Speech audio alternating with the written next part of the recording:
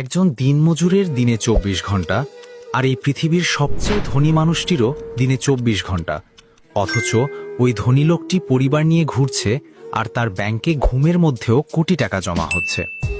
অন্যদিকে আপনি সকাল থেকে রাত পর্যন্ত ঘাম ঝরিয়েও বাচ্চার স্কুলের বেতন দিতে পারছেন না।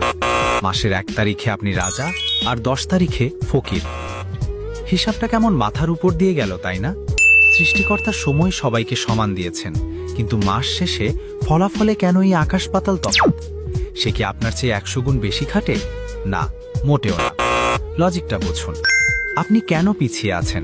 কারণ আপনি আপনার সময় বিক্রি করে টাকা আয় করেন, কিন্তু আপনার কাছে বিক্রি করার জন্য দিনে মাত্র ৮ বা ১০ ঘন্টাই আছে।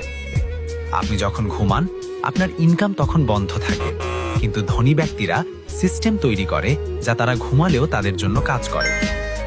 বাস্তবতা হলো, জিনিসের দাম বাড়ছে রকেটের গতিতে, আর আপনার ইনকাম বাড়ছে কচ্ছপের গতিতে।